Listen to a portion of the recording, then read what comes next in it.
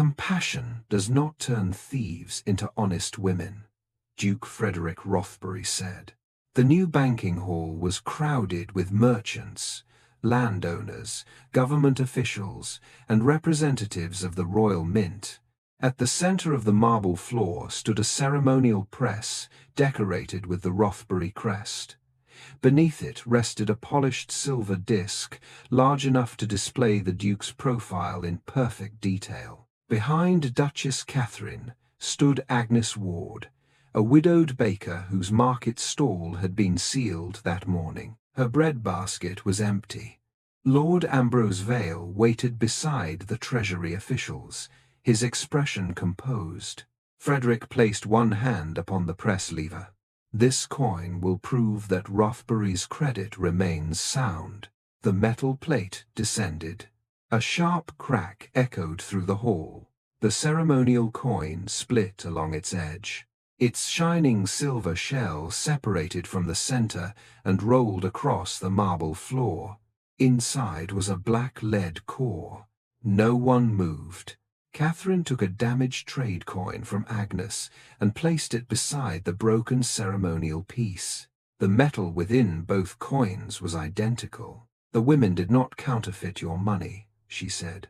Her gaze moved from her husband to Ambrose. "Your treasury did." 2 years earlier, Rothbury had not possessed enough small coin to pay its own laborers. Banks in London held back silver during a period of uncertainty. Rural merchants refused large notes because they could not give change. Workers received written promises instead of wages, then lost part of their earnings when money changers charged heavy fees. The crisis affected every level of the estate. Farm laborers waited weeks to be paid. Coal carriers accepted food in place of money. Market traders began using private tokens, handwritten credit, and direct exchange. Frederick considered the system humiliating. A man should not work 6 days and receive a promise on the 7th, he said during a council meeting. His solution was the Rothbury trade coin. The estate would purchase silver and copper, mint coins of fixed value, and guarantee their exchange at the new Rothbury Bank. The coins could pay wages, rents, and market purchases. They would circulate only within approved districts, but every holder could exchange them for royal currency. Catherine supported the plan. She managed Rothbury's central market and understood the damage caused by the shortage.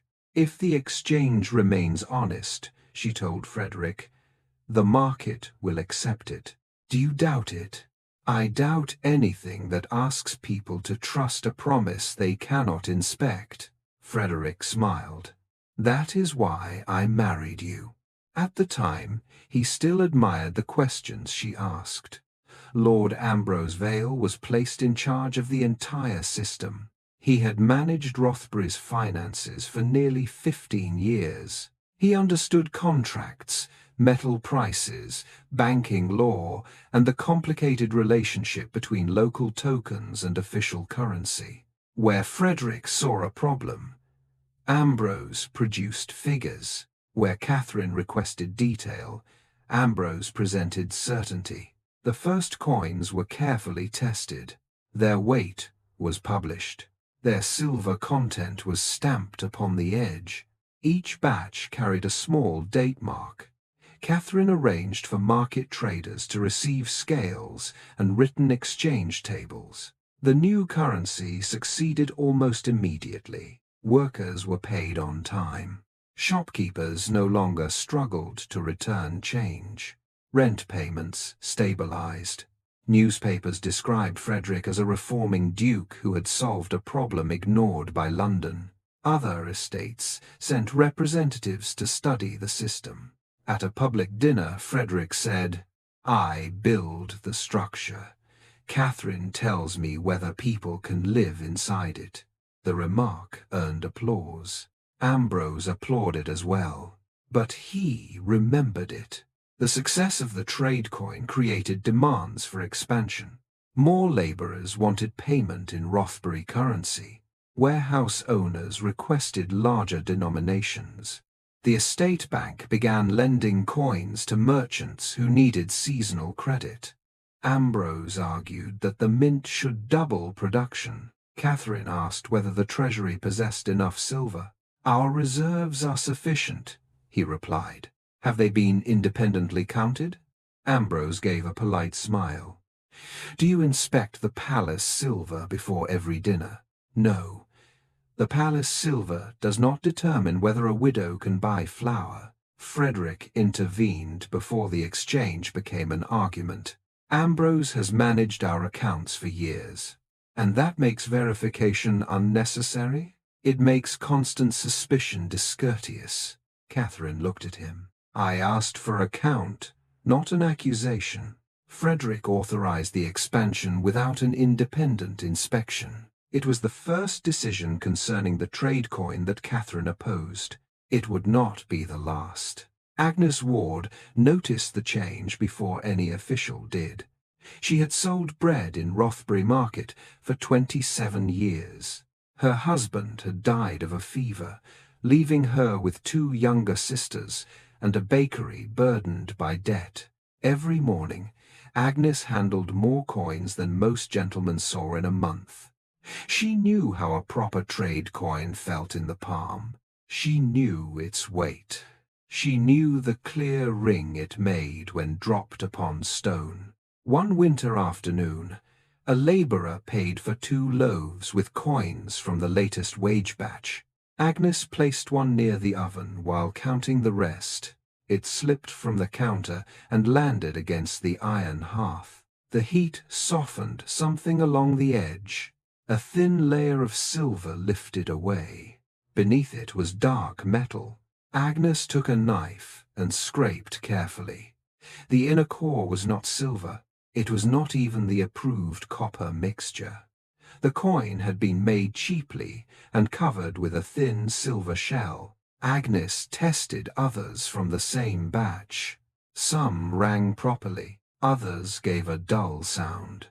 By the end of the week, she had identified 13 suspicious coins. All carried the date mark used for laborers' wages. She brought them to Catherine. Catherine weighed each coin against an older issue. The new coins were lighter. Their edges were slightly thicker, as though the metal had been shaped to conceal the missing weight. "Where did you receive them?" Catherine asked. "From workers paid by the estate warehouses. Only there, mostly. A few came from the Western Mill. Have other traders noticed?" Agnes nodded. A cloth seller had 3 rejected by the bank. A butcher said the debt collector would accept older coins, but not the latest batch. Why would a debt collector know the difference? That is what frightened me. Catherine placed the coins in a locked case. "Do not test any more over heat." "Why?" "Because whoever made them may prefer to accuse you of damaging them." Agnes gave a tired smile. "That sounds like something a gentleman would think of." Catherine took the coins directly to Frederick. Ambrose was with him in the treasury office. Frederick examined one coin, then passed it to Ambrose. The treasurer weighed it. "This has been altered." "By whom?" Catherine asked. Ambrose studied the damaged edge. "Someone removed silver and replaced the center with lead. After minting?" "Clearly." Agnes, who had been permitted to enter, spoke from near the door. "The silver came away in the heat. The lead was already inside." Ambrose looked at her for the first time. "And you possess how many such coins?" 13. "That is a considerable quantity for one market stall. They were given to me." "By whom?" "Customers." "Convenient." Catherine stepped between them. "She has recorded the wage batches." Ambrose addressed Frederick. "Counterfeiters often introduce damaged coins through busy stalls. A sympathetic trader may claim ignorance." Agnes's face flushed. "I have never stolen from a customer." "No one has accused you yet." Ambrose said. "You are doing it now." Frederick raised his hand. "Enough." Catherine placed the other coins on the desk. "Close the mint until the batch can be examined." Ambrose laughed softly. Closing the mint because a baker damaged 13 coins would create panic. "Then open the treasury and count the silver." Frederick's expression changed. "You believe Ambrose has lost control of the mint. I believe evidence requires inspection. You always say that when you distrust an answer. I distrust an answer given before the question is investigated." Frederick turned towards Ambrose. "Examine the batch. I will conduct a full internal review." "Not internal," Catherine said. "Independent." Frederick looked at her. "Must every matter become a contest between my administration and your market?" "No. Only matters where your administration accuses my market before checking its own vault." Ambrose moved before Catherine could gather more evidence. Treasury officers entered Rothbury Market at dawn. They searched stalls, locked cash boxes, and seized every coin carrying the disputed date mark. Several traders were found with false coins. Ambrose announced that an organized counterfeiting ring had infiltrated the market. Agnes's bakery held the largest number because Catherine had asked her to keep the samples. Her stall was sealed. Her flour stock was taken as evidence. 2 cloth sellers and a vegetable merchant were arrested. By noon, notices covered the market gates. "Closed by order of the Duke, pending investigation of counterfeit currency." Catherine arrived while guards were removing Agnes's ledger. "Who authorized this?" "The Duke," Ambrose answered. "On whose evidence?" "On the evidence found inside the stalls." "You placed the evidence there by paying workers with false money." Ambrose lowered his voice. "That is a dangerous accusation. So is calling innocent women thieves." Frederick entered the square moments later. The merchants immediately appealed to Catherine. Not to him. Ambrose watched his face. "The market treats her grace as though her protection stands above the law." Catherine turned. "They came to me because your officers had already judged them guilty." Frederick addressed the crowd. "The closure is temporary." Agnes stood before her sealed stall. "My bread will spoil before your temporary justice finishes. You will be compensated if you are innocent. If—" Catherine looked at her husband. "Reopen the market. I cannot allow counterfeit money to circulate. Then exchange the disputed coins for official currency and investigate the mint." Ambrose stepped closer to Frederick. "The Duchess's market has become a sanctuary for counterfeiters. It became a target because these women recognized what your officials refused to see." Frederick's patience broke. "You defend them because their loyalty belongs to you." Catherine stared at him. "They sell bread, cloth, and vegetables. They are not my political faction. They appeal to you whenever the law reaches them. They appeal to me because your officials refuse to hear them. Compassion does not turn thieves into honest women." The sentence silenced the square. Catherine's face did not change. Nor does a ducal crest turn false metal into silver. Frederick transferred control of the market from Catherine's civic office to Ambrose's treasury department. He told himself the decision was temporary. Ambrose described it as necessary separation between law and sentiment. Catherine moved her desk to the pavement outside the closed market gates. She recorded every confiscated coin, every wage date, every trader arrested, every debt notice delivered after the closure. Within days, a private company began purchasing the merchants' unpaid loans.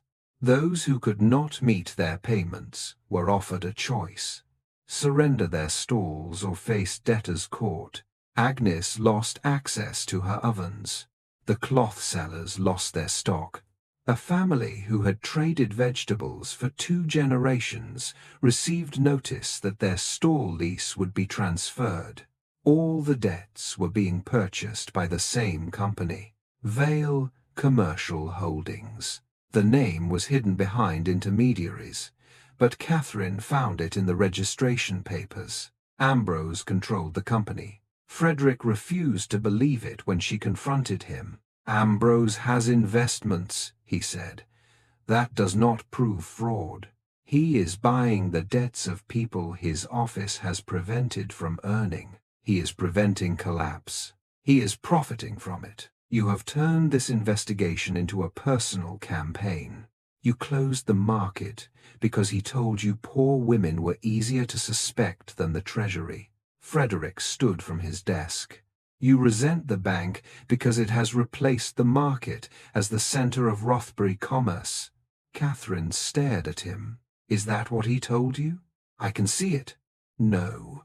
You can see people coming to me after your officials shut their doors. The market depends upon your favor. It depends upon customers. It has become your private court, and the treasury has become Ambrose's." Frederick's jaw tightened. "You believe your judgment is more reliable than mine. I believe a false coin remains false whoever refuses to weigh it." Samuel Finch came to Catherine after midnight. He had worked as the Mint's principal die engraver. His hands still carried black oil beneath the nails. From inside his coat, he removed a broken piece of hardened steel. "A second die," he said. The design resembled the official Rothbury coin, but the border was slightly altered. This one was used after the day shift left. "Who authorized it?" "Lord Ambrose." Samuel explained that carts, labeled as carrying furnace fuel, had brought lead into the Mint. Silver was removed from the treasury after dark. The false coins were struck with thicker rims, then plated to match the official batches. "Why come now?" "My brother was arrested for debt after I refused to continue." "Where is he?" "In the private prison used by Vale Commercial Holdings." Catherine studied the broken die. "Will this mark appear on the false coins?" Samuel pointed to a small flaw near the crest. "Every one struck by this die carries the same cut." The mark matched Agnes's samples. Catherine sent copies of the evidence to Lady Beatrice Shaw, the royal inspector, invited to certify the opening of Rothbury Bank. She did not ask Frederick's permission. The ceremony was scheduled for the following morning. The banking hall opened beneath chandeliers and royal banners. Frederick intended the ceremony to end the rumors surrounding the trade coin. Ambrose had prepared a large silver disc for the ceremonial press. The finished coin would carry Frederick's profile and remain on permanent display. Catherine entered with Agnes and Samuel. Guards attempted to stop them. Lady Beatrice intervened. "They are witnesses in a matter concerning the currency I am here to certify." Frederick approached Catherine. "You could not allow one ceremony to proceed without opposition. I asked you to examine the Mint. You chose spectacle. You chose a public declaration of honesty before opening the vault." Ambrose placed the polished disc beneath the press. "It is pure silver, Your Grace." Frederick looked towards the gathered officials. He placed his hand upon the lever. "This coin will prove that Rothbury's credit remains sound." The press descended.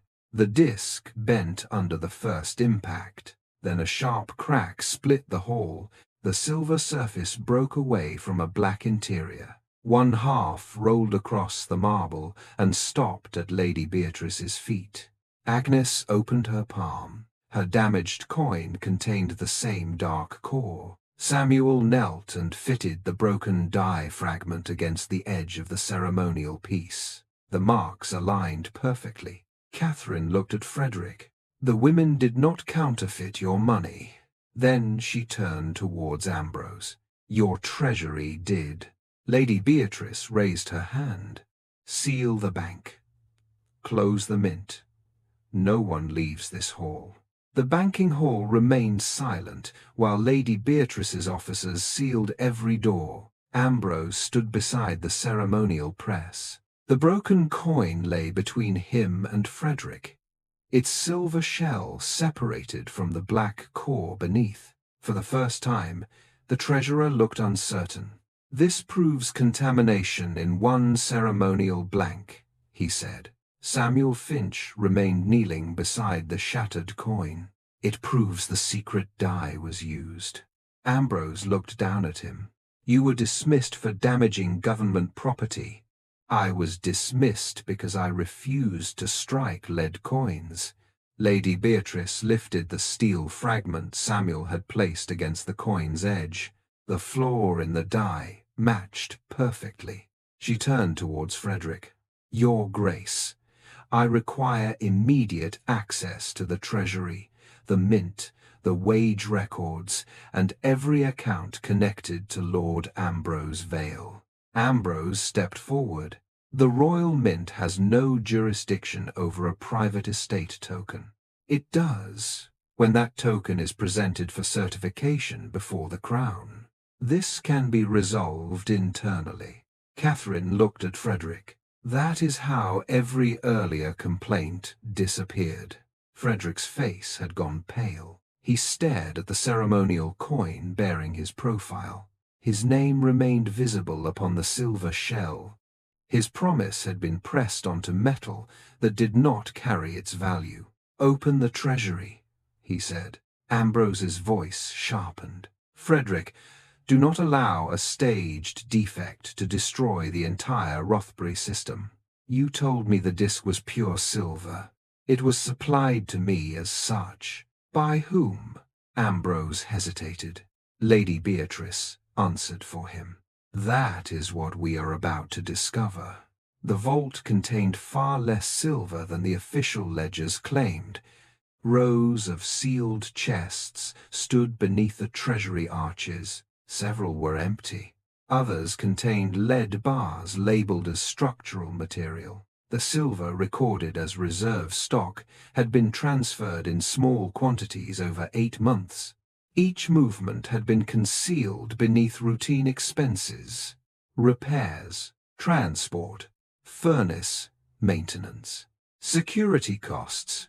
Lady Beatrice's accountants opened the purchase records. The suppliers belonged to companies linked to Ambrose. Samuel identified the night production lists. Workers had been ordered to strike false wage batches after the official mint closed. The genuine coins remained in restricted vaults until they were transported to London and sold as silver. The lead-filled coins went to labourers, market traders, and tenants. Frederick read the wage schedules. The poorest workers received the worst batches. Ambrose stood under guard near the vault entrance. Those districts required the greatest number of coins. You selected people least able to challenge the treasury. I selected routes where circulation was fastest. Agnes folded her arms. You mean people who had to spend the coins before they could test them? Ambrose ignored her. Frederick did not. That was new.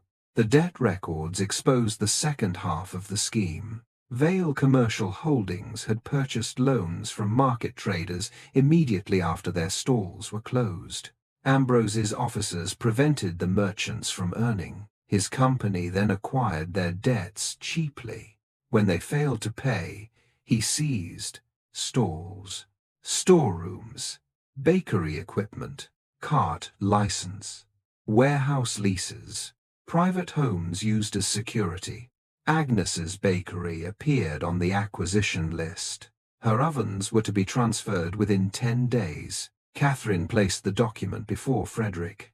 You called her a thief, while your treasurer prepared to take everything she owned. Frederick looked towards Agnes. I did not know. Agnes's expression remained hard. You did not ask. The words required no title or legal language. That made them impossible to escape. Ambrose was taken to the council chamber for formal questioning. He continued to insist the false coins were necessary. Rothbury's demand for currency had exceeded available silver. If production had slowed, wages would have failed, and the trade coin would have lost public confidence. "So you preserved confidence by issuing worthless metal?" Catherine asked. "Not worthless. The estate guaranteed redemption. With silver you had already removed. The system required temporary flexibility." Lady Beatrice opened another ledger. "You sold the missing silver through Vale Mercantile Exchange." Ambrose said nothing. "The proceeds entered your private accounts.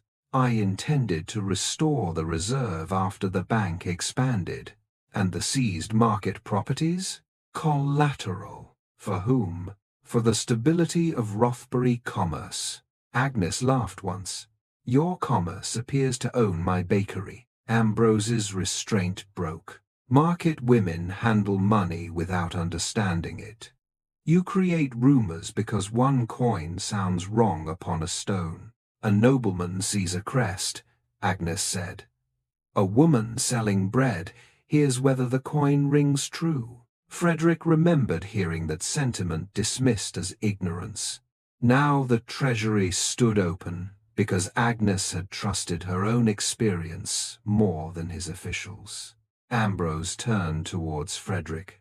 "You know what would have happened if the coin failed publicly. It has failed publicly, because your wife brought traders into a royal ceremony, because you placed lead beneath my seal. I kept your reform alive. You stole from it. I protected you from the numbers you did not wish to hear." The accusation struck close enough to make Frederick silent. Ambrose continued. "You wanted expansion. You wanted newspapers to call you a reformer. You wanted other estates to copy Rothbury. Silver reserves could not meet that ambition. You told me they could, because that was the answer you rewarded." Catherine watched her husband absorb the truth. Ambrose had lied, but he had not invented Frederick's need to hear good news. "I did not teach you to distrust the market," Ambrose said. "I merely showed you how easily poor people could be blamed for holding what your treasury gave them."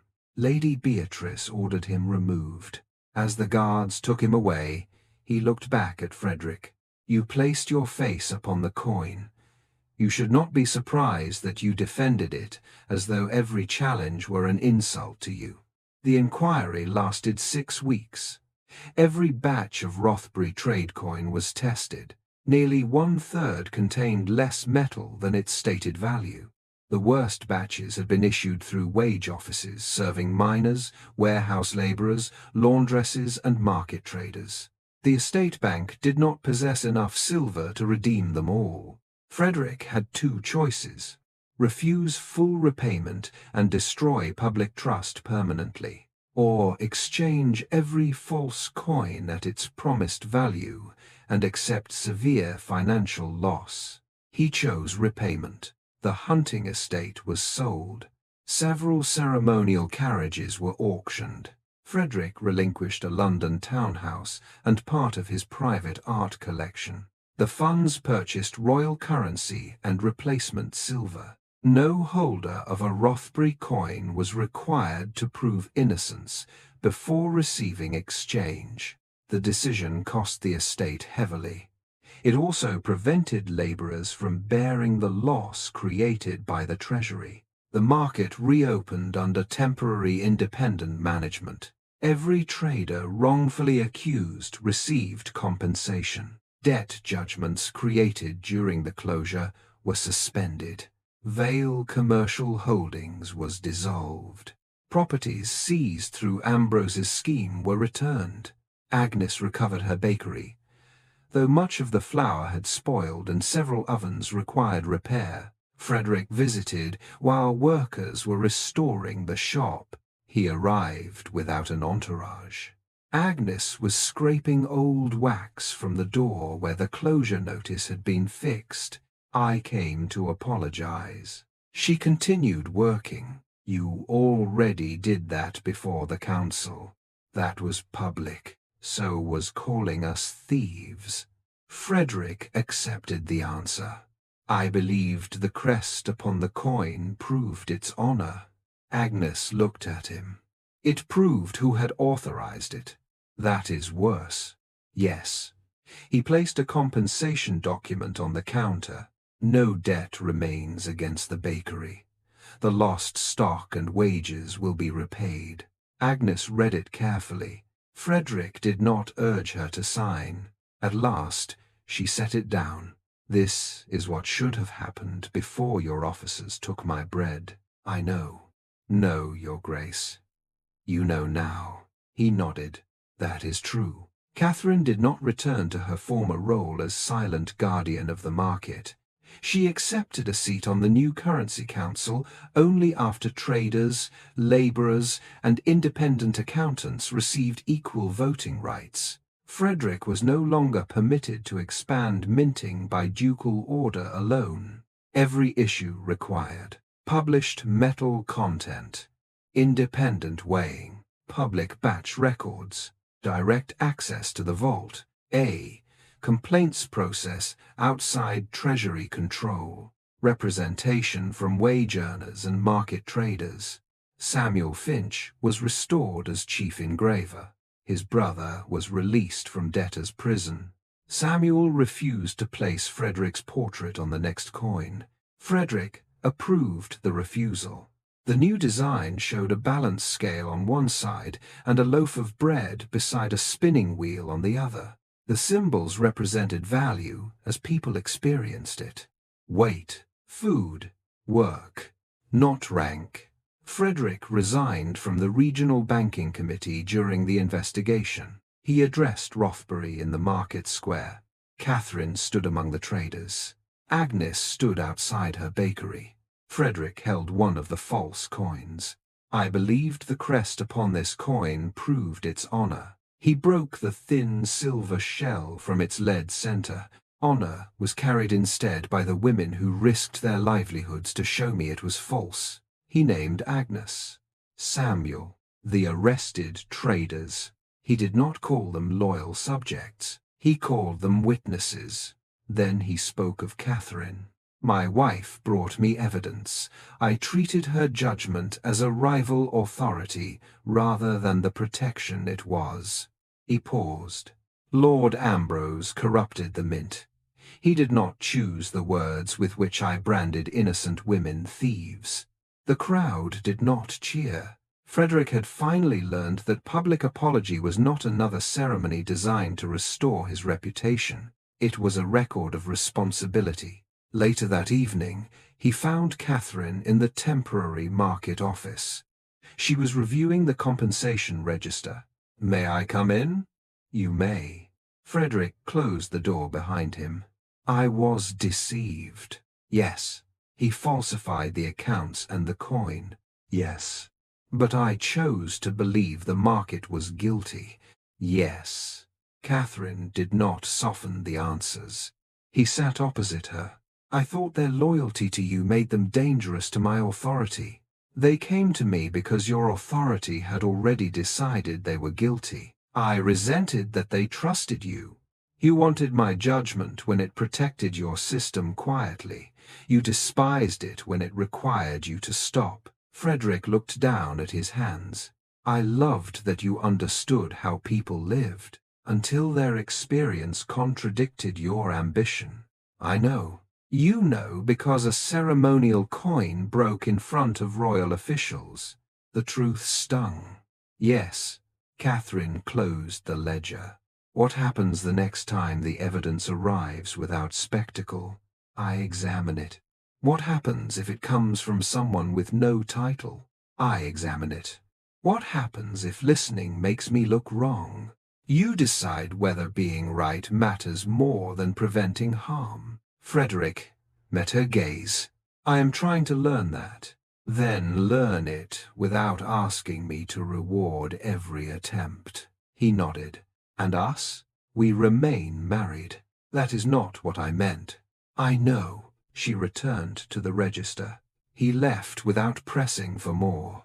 During the following year, Frederick attended Currency Council meetings as one member among many. He no longer received summaries before the full reports.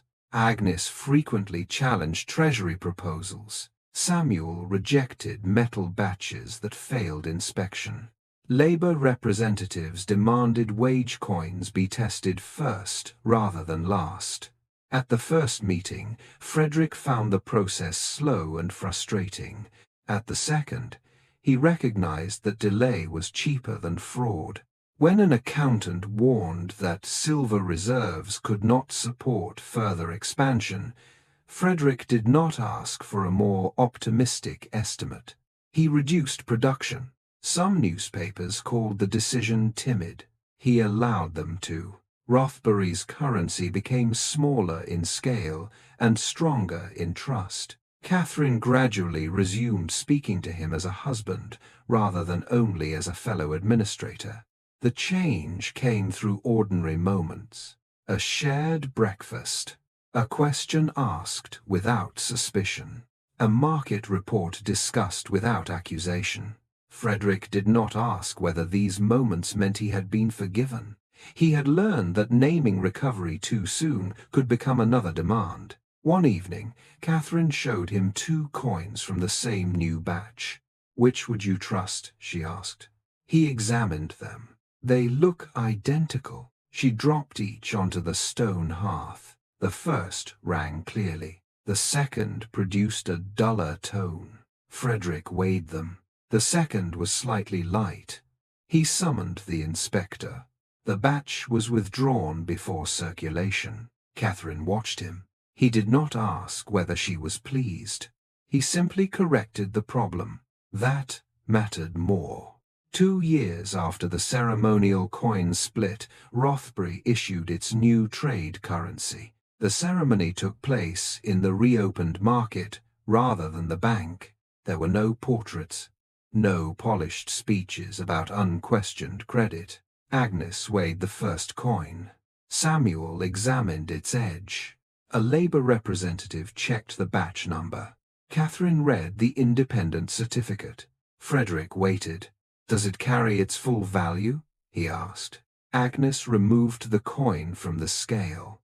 "Yes." Frederick handed it to the first worker in line. He did not display it as proof of his success. The coin belonged to the man who had earned it. After the ceremony, Frederick and Catherine walked through the market. Agnes's bakery was crowded again. The cloth stalls had reopened. Children carried small loaves beneath their arms. Frederick looked at his wife.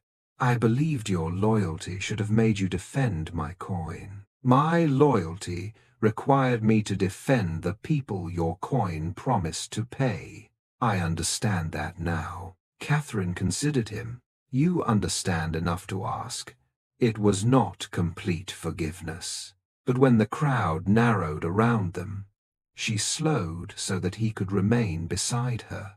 Rothbury had once trusted value because a duke's face had been stamped into silver. The broken coin exposed how little that image meant. A currency was honest only when the metal matched the promise. A marriage was no different. Frederick could not demand Catherine's loyalty while rejecting every truth that made him uncomfortable. Trust returned only when he learned that being challenged by his wife did not weaken his authority. It prevented his authority from becoming another polished shell around something false.